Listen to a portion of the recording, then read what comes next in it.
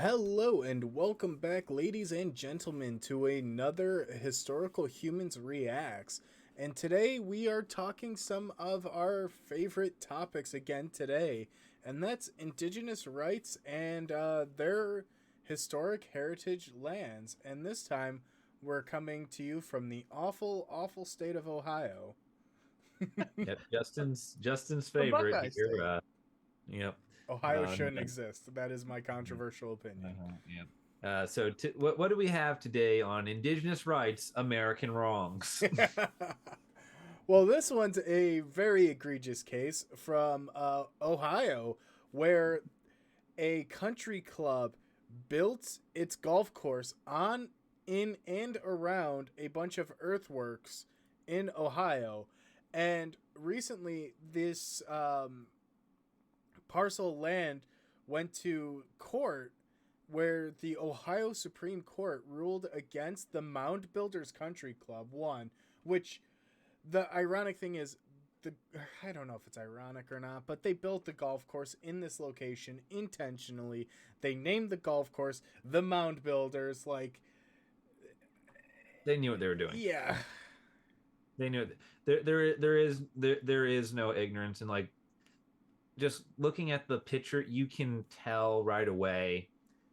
Even if they weren't doing all the naming stuff and whatnot, this is not any sort of natural geographic feature. Just the first image on the still screen that I see is just it's a it's a ring.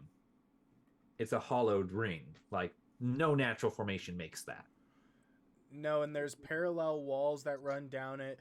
But circling back, the whole lawsuit was a November 2018 lawsuit where the Ohio History Commission, Ohio's historic preservation organization, so it's a branch of their state government, usually works as a nonprofit though, they were filing a lawsuit against the Mound Builders Country Club, intending to buy back the lease on this parcel of land, which has been operational as a golf course since about 1910.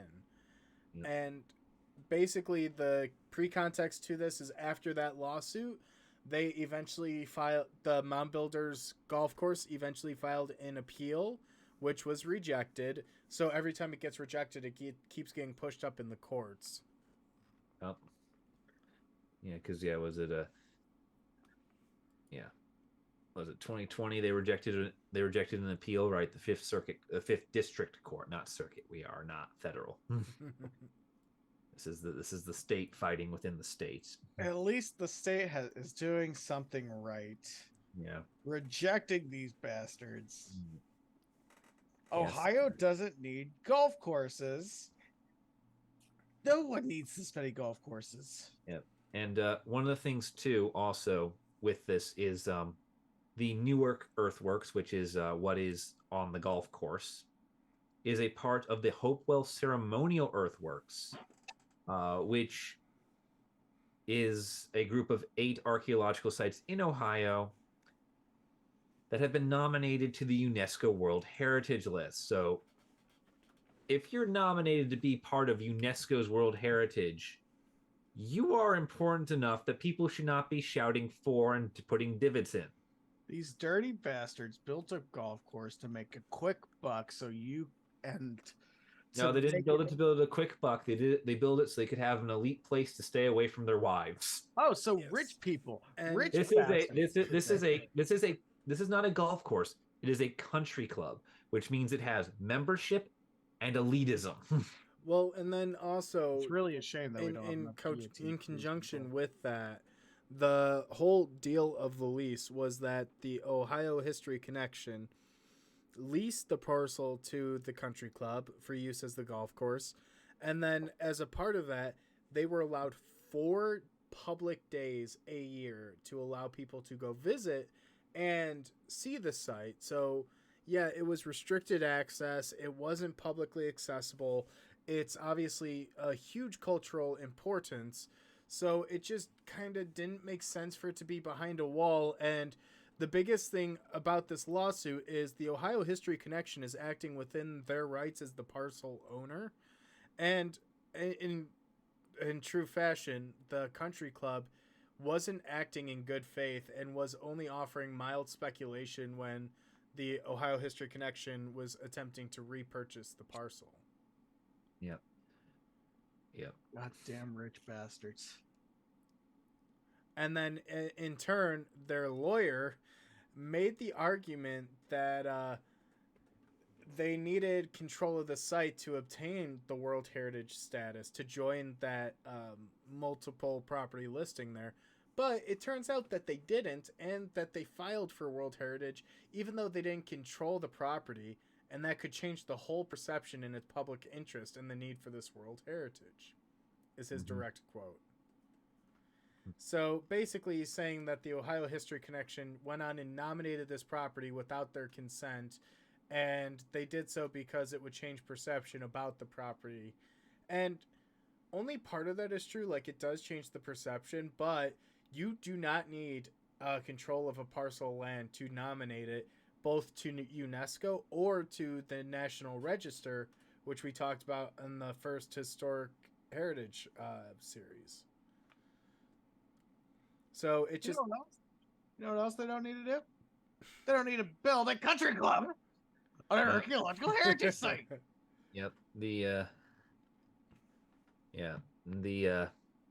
There's a statement at the very end claiming that the lease is valid until 2078, which might not actually hold true if things continue to go the way they have. And that is a very good thing. That is a very good thing, because this does kind of need to end. The Newark earthworks, they are a sacred site. The octagon is aligned to a set of moon rises and moon sets for a 18.6 year lunar cycle. This is a place of great cultural, if not even religious, significance. So this is, again, golfing on it should be considered incredibly disrespectful. So these people wouldn't build a country club on the site of 9/11. No, this is fine, I guess. So, I don't think this is necessarily a tragic place. I do have to bring up, and I briefly mentioned this before, but now I'm going to play the devil's advocate, because in the law and ethics class that I took, we actually discussed this specific case and talked both sides of the argument, which obviously we've argued the side for history and for the Ohio History Connection, but there is something that is glossed over, is while there is some mild damage to the course because of use, usually it's not that extensive and it doesn't hit any culturally significant layers. And one of the biggest things within this is it preserves the earthworks in place and protects them against future developments. The lease states that no additional buildings or facilities can be constructed without cultural review, which is great because obviously that's important. You don't want to destroy anything. So the argument can be made, and that has been made, in favor of Mound Builders Country Club, is the fact that it is preserved in place. However, how you make an argument for it not being publicly accessible is a different agreement altogether. Yeah. And just to tack on with what you're saying, a good point of order to note with that is a position on the UNESCO World Heritage List would make the necessity of the golf course redundant in regards to preventing future changes. I was say, yeah. Being on a UNESCO list comes with its own set of protections. Yeah, so you don't need the country club. Assuming they get on, because they have only been nominated. UNESCO does like to take its time to review. I mean, after all, they spent months debating whether or not to add the baguette. So the other thing with UNESCO and with the National Register is places can be listed, but they can also be delisted as well. So the solution, make it a national park. So no country club, a national park. Let's bring back the animals here too. But then the taxpayers have to pay for what the golf club is doing already, and this is America, and private enterprise is always better than anything public that the government could do. Oh God, I'm gonna choke saying that. Well, and on that terrible bombshell, we should wrap up today's episode because we talked First about. time you've been accurate with that statement.